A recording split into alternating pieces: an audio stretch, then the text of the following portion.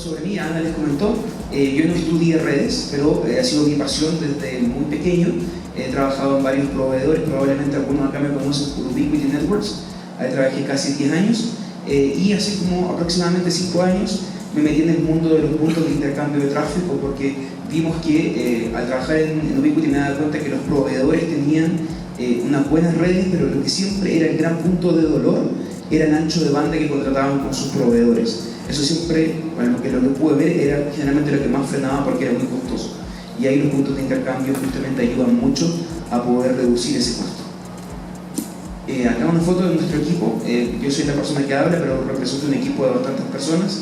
Tenemos justamente a Wendy y Anderson también en nuestro equipo, que están acá en el salón continuo, que luego pueden ir a también conocerlos. Somos un equipo de bastantes personas que están enfocados en justamente ayudar a los ISPs, no solamente a que se conecten a PIT Colombia o a PBX, sino que también puedan desarrollar buenas prácticas. Para nosotros eso es algo muy importante, porque entendemos que ustedes, los ISPs, son quienes van a conectar los millones de hogares de Ecuador o los diferentes países de América Latina. Y nosotros queremos dar nuestro granito de arena apoyándolos en ese camino, también con la experiencia que nuestro equipo ha tenido. Un poco de nuestra misión como PIT Colombia. Bueno, nosotros somos el punto de intercambio de tráfico neutral, y eso es una palabra bien importante. La neutralidad es parte de nuestro ADN, en el cual permitimos que cualquier ISP, cualquier red, cualquier carrier, cualquier proveedor de contenido pueda interconectarse para hacer peering. Ahí les voy a comentar un poco de lo que es el peering, pero básicamente eso es lo que nosotros hacemos. Nuestra misión también es ayudar a reducir al mínimo posible la latencia al acceso a Internet en América Latina, y también ayudar a que la velocidad de gigabits se logre esparcir. Hoy en día todavía sabemos que en Ecuador, por ejemplo, es muy común que las casas tengan conexiones de 100 megas o incluso menos, y lo que queremos hacer es ayudarle a los ISPs para que tengan las herramientas y el conocimiento para que puedan llegar con 1 giga a la casa, o si quieren llegar con más de 1 giga, nosotros más contentos todavía. Entonces partamos por lo que es peering. Peering es justamente la interconexión voluntaria de 2 o más redes para intercambiar tráfico de manera local. Eso lo que básicamente permite es que en vez de tener que 2 redes interconectarse a través del modelo tradicional de intercambio de tráfico de Internet, que puede ser a través de un carrier que luego va a otro carrier y luego el otro ISP hace ese camino que muchas veces involucra varios saltos, incluso mandar tráfico fuera del país, lo que nosotros, lo que es peering justamente es un atajo. Es un atajo que le permite a 2 redes, ya sean 2 ISPs o un ISP o múltiples ISPs con proveedores de contenido o con carriers, poder interconectarse de manera generalmente local a muy baja latencia, justamente por eso, y también a velocidades grandes. De hecho, se pasa del mundo de los megabits por segundo a los gigabits o incluso terabits por segundo.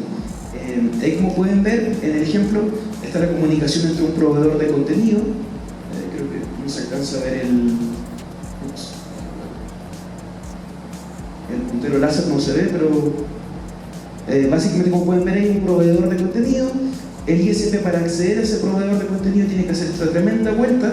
Lo que es el peering es ese atajo que les estaba comentando, para justamente cambiar ese concepto de la verticalidad de la conexión por una conexión mucho más horizontal. Algunas de las ventajas de peering. Una ventaja muy importante para la gente técnica es la latencia, y la latencia probablemente se refleja principalmente en la experiencia de sus clientes, en la experiencia con la cual gente que ocupa Internet interactúa con los diferentes contenidos. Probablemente más conocidos son los juegos en línea, donde la gente es muy sensible, los gamers especialmente, son muy sensibles a la latencia.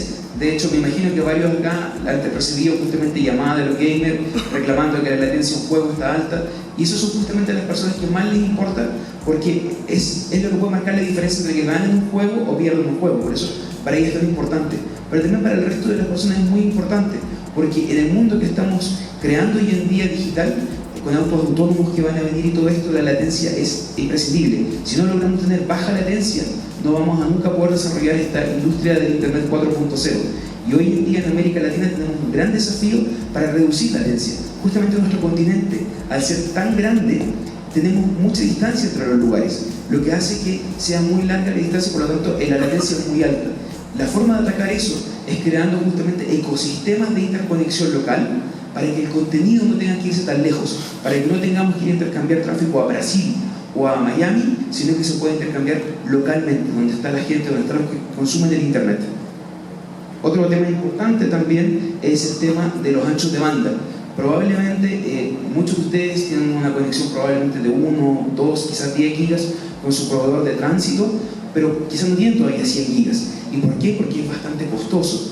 Lo que nosotros, o lo que Peering en realidad busca hacer es lograr que los anchos de banda, al ser local, sean mucho más grandes, que se pase de pensar en mínimo 1 giga a pensar en mínimo 10 gigas o incluso pensar en 100 gigas o múltiplos de 100. Es un salto exponencial de anchos de banda que se da por dos factores. Uno, porque el ancho de banda es local, y también por la enorme reducción de costos. Cuando estamos hablando de peering, estamos hablando que el ahorro en costos para acceder a ese contenido puede llegar a un 80%. Es decir, si estamos hoy en día pagando dólares por cada mega o un par de dólares por cada mega, cuando uno puede hacer peering, eso se reduce a centavos de dólar por mega, lo que justamente hace posible tener grandes velocidades por los bajos costos. Okay, entonces les voy a comentar un poco de los modelos del tráfico de internet de un ISP. Tenemos por un lado el modelo más habitual, en el cual un ISP está conectado a un proveedor. Esto se conoce técnicamente como single home, y que básicamente es que el tráfico, voy a acercarme acá porque no tengo el puntero, pero que el tráfico del ISP, cuando quiere salir a diferentes contenidos, ya sean redes sociales, ya sea streaming, ya sea servicios cloud, se va todo por un proveedor. Y este servicio generalmente quizás lo conocen como internet dedicado, pero el término más técnico es IP Transit o tránsito IP. Esa es la forma más común de conocer, que básicamente este carrier lo que hace es alguien que transita el tráfico de un lugar para otro y luego se conecta con otros carriers o de manera directa con el contenido y va moviendo el tráfico así para que ustedes puedan acceder a ese contenido. ¿Cuál es una de las cosas que podemos ver de esto? Bueno, uno es que tiene solamente un proveedor, por lo tanto hay una exposición en caso de que algo suceda, a que si le pasa algo a ese proveedor, que obviamente intenta hacer lo mejor posible para que sea de disponibilidad del 100%, pero si algo le llega a pasar, ustedes se van a ver afectados igual, porque dependen del carrier en este caso completamente, al tener un único proveedor. Otro tema también es que en caso de una caída de un enlace o una congestión de ruta, no en la red de ustedes con el proveedor, sino que en el proveedor con el contenido, en el proveedor con otros proveedores de tránsito, hay afectación del servicio para ustedes. Entonces los expone bastante. Pasamos al segundo caso, donde un ISP ya es multi-home, es decir, que tiene más de un proveedor principal, más de un carrier que le ayuda a conectar. En este caso podemos ver que el ISP puede distribuir su tráfico, ya sea de subida o de bajada, y ahí justamente BGP ya pasa a ser imperativo. BGP es necesario para que ustedes puedan hacer un servicio multi-home, porque la gran gracia del multi-home es que no es un balanceo como con dos proveedores vía un MikroTik, sino que ustedes conservan las mismas IPs que tienen y a través de esas mismas IPs pueden salir por múltiples proveedores, lo que hace que en el caso que, por ejemplo, si llega a caer un proveedor, ustedes, a los clientes que tienen IPs públicas, van a seguir saliendo, no hay ninguna afectación, no tienen que hacer ningún cambio. El mismo protocolo, de hecho, se encarga de poder reenrutar el tráfico de manera dinámica.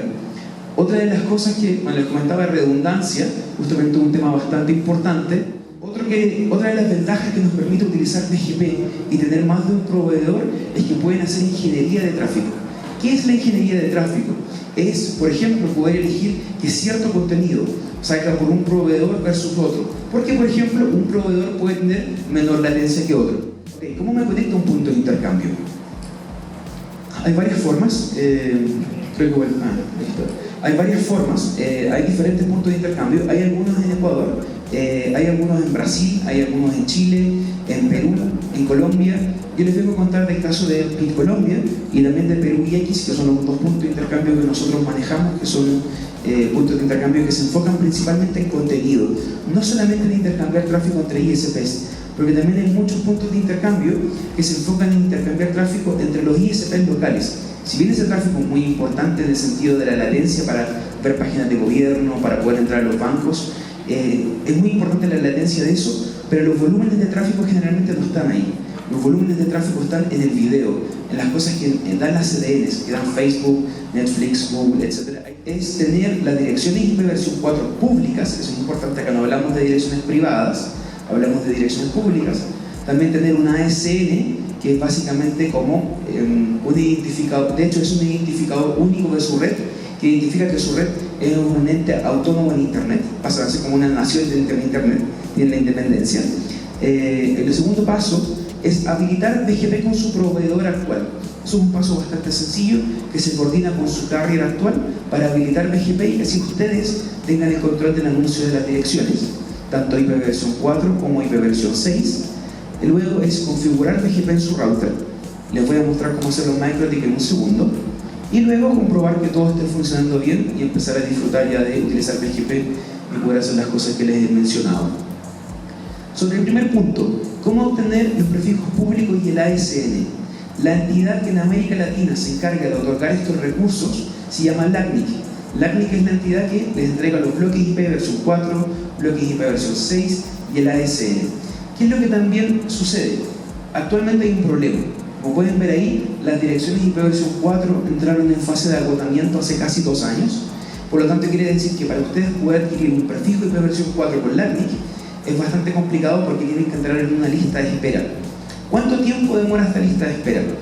Es un tiempo creciente que cuando comenzó este tema eran 2-3 meses, hoy en día llevan 60 meses de tiempo de espera. Eso lo que quiere decir es, si quieren postular a LACNIC, y es la mejor forma de hacerlo, háganlo ya. Es súper fácil, no tienen que pagar nada, solamente se inscriben en LACNIC y solicitan el paquete completo. ¿Cuál es el paquete completo?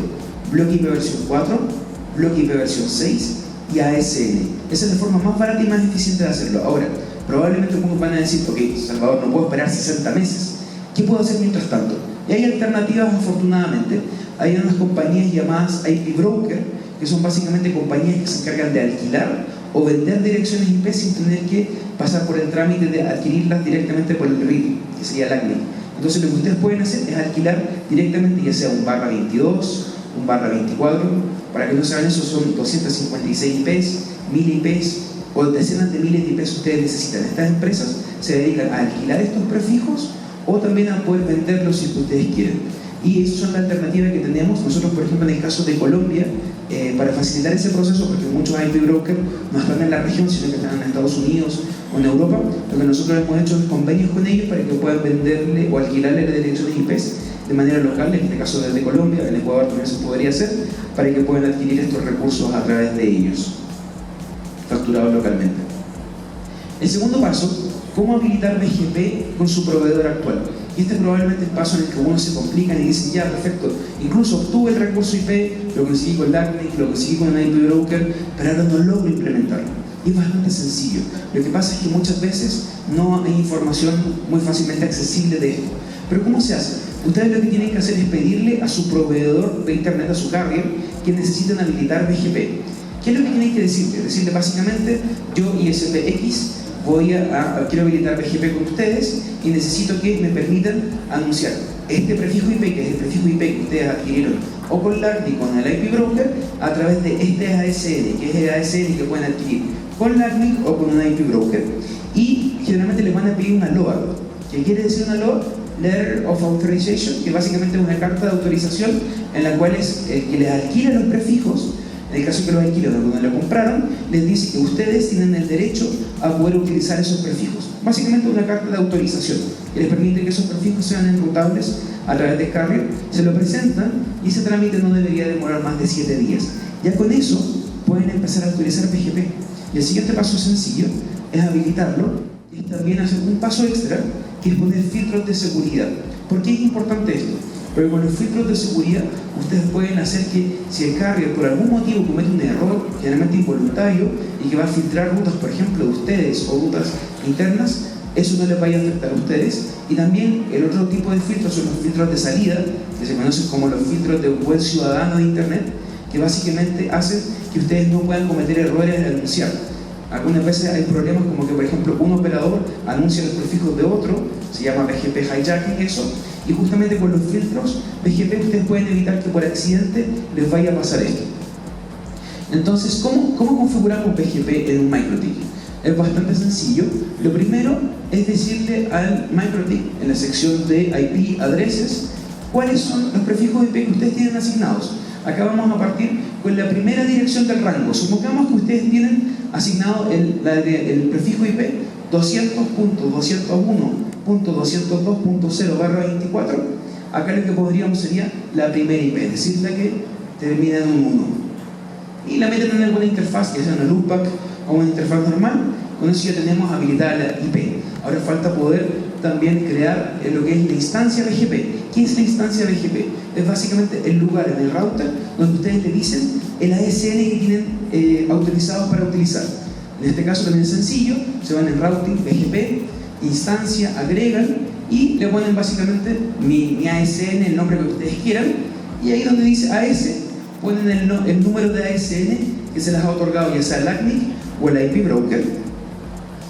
Y luego, si quieren tener estas medidas de seguridad, podemos crear filtros. Como pueden ver acá, es el mismo routing, en vez de ir a BGP, vamos a filters, y acá vamos a especificar justamente los filtros tanto de salida como filtros de entrada. No voy a profundizar en esto porque es un poco largo, pero pueden en esta dirección acá, pueden ver cómo hacerlo en MikroTik, detalle y explicando paso a paso cómo se hace cada uno de estos filtros.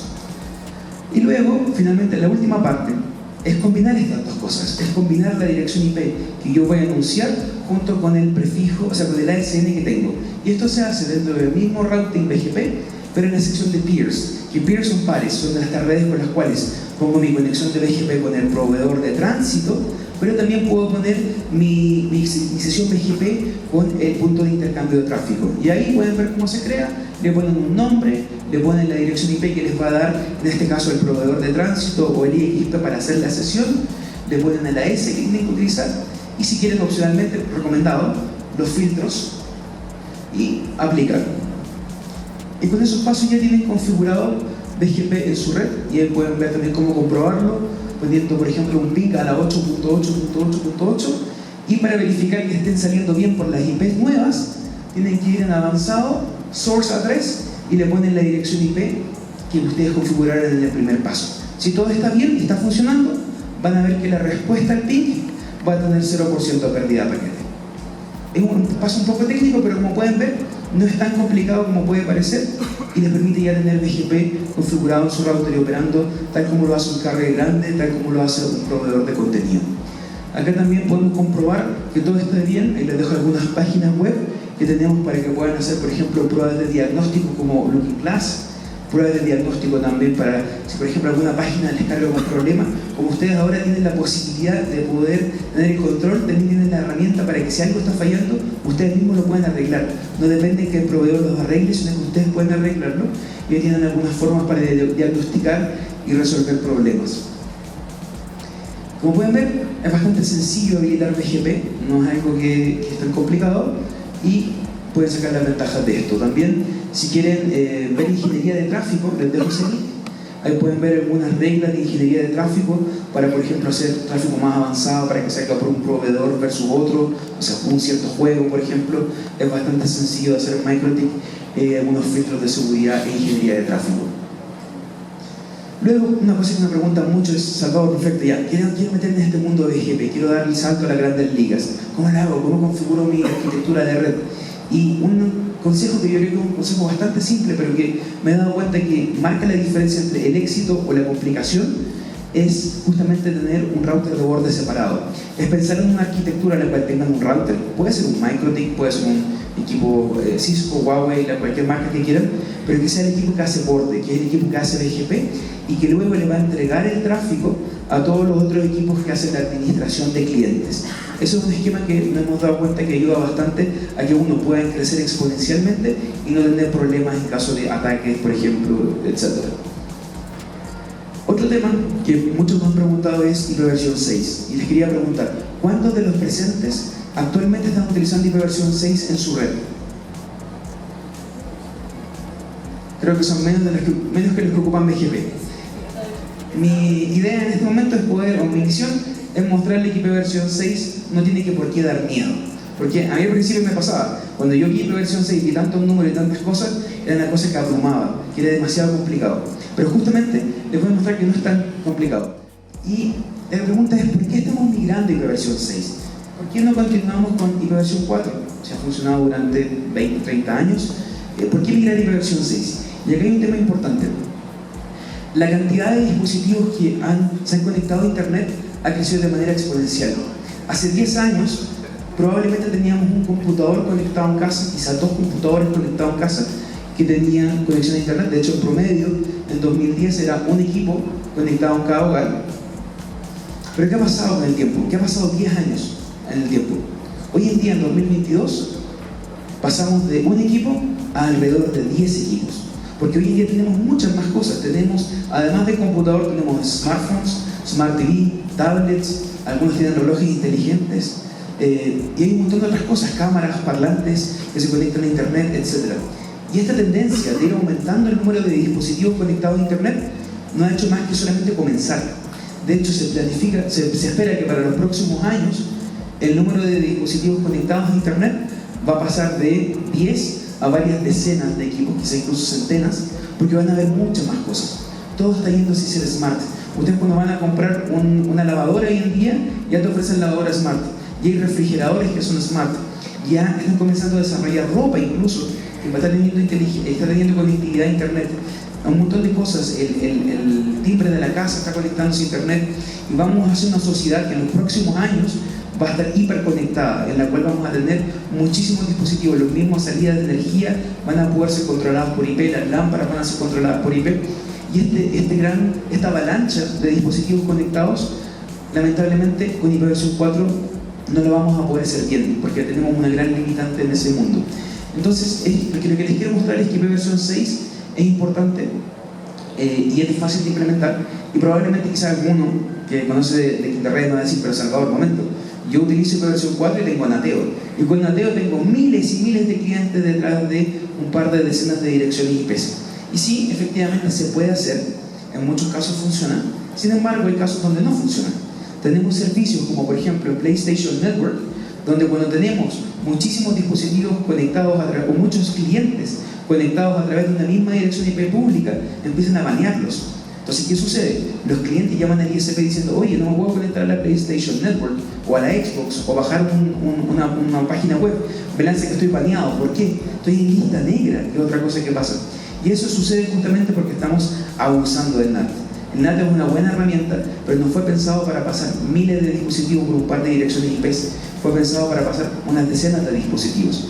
Entonces, hoy en día vemos que muchos ISPs están pasando cientos o miles de clientes por un par de direcciones IP, siendo que esto debería ser máximo una decena. Pero aquí tenemos el problema, tenemos esta limitante en la cual tenemos pocas direcciones IPv4. Son solamente 4.000 millones de direcciones. Puede sonar un número enorme, pero ya se agotaron. Y hoy en día tenemos que hacer un cambio. Entonces, como vemos, esto no es escalable, no va a poder llegar a un futuro muy largo. ¿Y qué se traduce esto en la práctica? ¿Qué piensan los clientes? ¿Qué piensan los clientes cuando les falla la PlayStation Network? ¿Qué piensan de ustedes como ISPs? Llegan así. Llegan enojados, porque justamente les falla. A ellos lo que les gusta es que el proveedor le dé un internet que funcione. ¿Cómo podemos resolverlo? IPv6 nos ayuda bastante, porque pasamos de un mundo en el cual tenemos esta escasez de recursos a un mundo de abundancia. ¿Y cómo se vería un cliente en el mundo de IPv6? Se vería así, con un océano a su disposición, porque pasamos de un par de direcciones a un número tan grande que en la práctica hace que sea casi imposible que se vayan a acabar. Y luego les voy a mostrar por qué hablo de esta frase tan aventurada de decir que no se van a acabar nunca, porque van a ver que es un número enorme. No quiero decir nunca, pero por lo menos en nuestra vida no creo que se vayan a acabar. Entonces podemos ver que NAT no es la solución, y básicamente así podemos ver, o sea, cuando queremos seguir utilizando NAT podemos hacerlo, pero en realidad hacer el cambio IPv6 nos permite poder avanzar mucho mejor y tener un mejor futuro en nuestras redes. Y les quiero mostrar que IPv6 tiene algunas cosas parecidas a IPv4, pero también tiene algunas que son diferentes. Por ejemplo, tenemos que ambas se utilizan para enrutar datos. Tenemos que una es numérica completamente, IPv4 son puros números. La otra, IPv6, son números con letras. No son todas las letras del alfabeto, no pueden hacer su nombre, a menos que no pueden hacer su nombre en una dirección IPv6, pero sí son las letras de la A a la F, que sumado con los números se llaman los caracteres hexadecimales. Otro tema que tenemos importante es que pasamos de estos grupos que teníamos 4 octetos a pasar a 8 hextetos. Hextetos son porque son hexadecimales. Ahora no se compliquen, esto no es tan difícil como pueden ver. Y lo importante es pasar del mundo de esta escasez, donde hablaba de que tenemos pocas direcciones, a un mundo de abundancia. Y el número de direcciones IP versión 6 que hay es 2 elevado a la 128. ¿Hay algún matemático en la sala? Bueno, no hay ninguno, pero si pueden ver la magnitud de ese número, es un número enorme. Creo que son igual el número de partículas en el universo, si es que no son más. Es un número increíblemente grande que hace que sea casi imposible que se acaben. Ahora, un tema que probablemente muchos se preguntan es: ¿las direcciones IP versión 4 son fáciles de recordar? Probablemente yo me sé un par de direcciones IP, la del router de mi casa, no se la voy a decir para que no traten de atacar mi router, pero en IP versión 6 son un poquito más difíciles quizás de recordar porque pueden ser muy largas. Entonces pasamos de un mundo de recordar las IPs a un mundo en el cual las utilizamos, incluso hacemos copy-paste, pero hay algunas técnicas. Si ustedes quieren ser aquellos que se memoricen la IP y pueden decírsela a todos sus amigos en una fiesta, hay formas de poder simplificar esto y de tomar este cachalote y poder hacerlo de una manera mucho más corta para poder explicarlo más fácilmente. Luego se les muestro cómo se hace eso. Otras cosas, en IP versión 6, por ejemplo, ya no existe el concepto de broadcast, y probablemente lo más importante, en el mundo de IP versión 6 se acaba el NAT. En IP versión 6 no van a poder hacer más NAT. ¿Y por qué no se hace NAT? Porque ya no es necesario.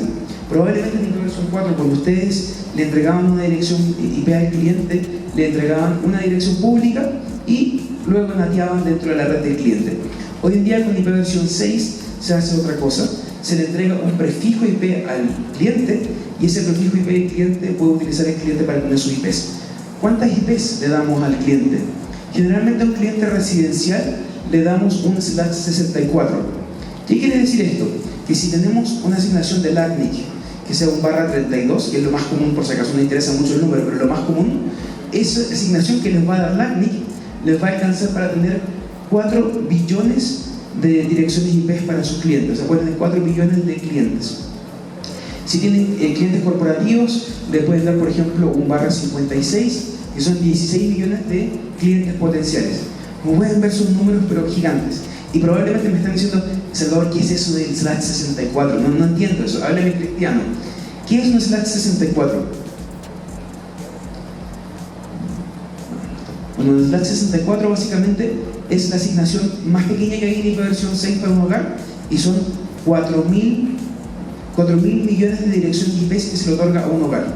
Es decir, ustedes al router del cliente le van a entregar 4.000 millones de direcciones IP. Por eso no se necesita el NAT, porque en la práctica son tan abundantes estas direcciones IP que hay en demasía y no tienen necesidad de utilizar técnicas como nateo. Y probablemente algunos se preguntan: ¿de qué se componen estas direcciones IP? La primera parte es la red que define el operador o la compañía, y luego la parte final, que son estos /64 que hablaba, son básicamente lo que identifica al cliente, y generalmente hay múltiples métodos para esa asignación. La más común es a través de Slack, que básicamente lo que hace es ayudar a que la dirección MAC se pueda replicar en eso, se convierte, y así si se van mudando de red, la última parte no cambia, cambia la parte delantera, pero la parte final no cambia. Veamos cómo va la adopción de IP versión 6 en el mundo. Bueno, no tengo la de Ecuador, pero es más o menos parecida a la de Colombia. Estamos hablando que es alrededor de un 20% de adopción. ¿Y por qué se debe eso? Porque solamente algunos carriers grandes lo han implementado, pero todavía muchos operadores pequeños no lo han implementado porque hay principalmente desconocimiento. Se cree que es algo muy complicado. Sí hay obviamente una curva de aprendizaje, pero no es tan complicado, y una vez que lo utilizan se van a dar cuenta que les va a facilitar muchísimo la vida, porque no tienen que complicarse con temas de nateo, sus routers van a poder andar más holgados, no tienen que hacer nateo también, y simplifica finalmente la conectividad a internet. Acá hay algunas técnicas de implementación. Probablemente la más conocida es Dual Stack, y esa es la forma en que se suele implementar IP versión 6, es decir, a los clientes que ustedes tienen les van a otorgar tanto una IP versión 4 como un bloque IP versión 6, y van a convivir. Y de hecho probablemente IP versión 4 va a seguir existiendo por 10 años. No puedo saber cuánto tiempo exactamente, pero por mucho tiempo más, mientras hace esta migración. Pero es importante entender que IP versión 6 no es que cambie de la noche a la mañana todo. No es que va a acabar con el mundo IP versión 4 de hoy en mañana, pero sí es una transición, y probablemente es importante que comiencen a hacerla lo antes posible. Ahora, ¿cómo se implementa IP versión 6? Les quiero mostrar cómo hacerlo en MikroTik, y se van a dar cuenta que es muy fácil. Son 4 pasos nuevamente. El primer paso es ir al System, Packages, y dentro de esta sección de paquetes ustedes tienen que habilitar el módulo IP versión 6. Se van a esta sección, marcan el módulo y lo ponen el botón de Enable, que básicamente lo habilita, y luego reinician su router, algo bastante sencillo. Una vez que su router aparece, se vuelve del reinicio, van a ver que hay un nuevo menú, un nuevo ítem en el menú, que ahora dice IP versión 6. Ustedes se van a la sección de adresas, de direcciones, y ponen una dirección IP, versión 6. Y listo. Así de fácil es implementarlo. Si no tienen bloque IP versión 6, me pueden mandar un correo. Como son tan abundantes, yo les puedo regalar un bloque IP versión 6, porque pasamos de este mundo de la escasez al mundo de la abundancia para que puedan practicar ya y puedan empezar a utilizar IP versión 6. Ahora una pregunta que les comentaba, donde creo que la respondí, pero ¿reemplaza IP versión 6 totalmente IP versión 4? No por ahora, pero estamos en ese camino. Y es un camino que va a venir, y entre antes podamos comenzar a utilizar IP versión 6, vamos a estar más preparados para el futuro y vamos a tener que aprender menos de manera apresurada. Eso es lo que es IP versión 6. También los quería invitar a aquellos que quieran, que les haya interesado el mundo del peering, el mundo del intercambio de tráfico. Por si acaso, IXP es lo mismo que punto de intercambio de tráfico, por si alguno había escuchado los términos y no sabía que era lo mismo, son el mismo término. Y invitarlos a que si alguno quiere meterse en el mundo del peering, puede hacerlo a través de PIX Colombia, a través de Perú IX o a través de algún otro punto de intercambio, pero sí les aconsejo que se metan en ese mundo de peering lo antes posible, porque se van a dar cuenta de las grandes ventajas que tienen para hacer crecer sus redes. Muchas gracias.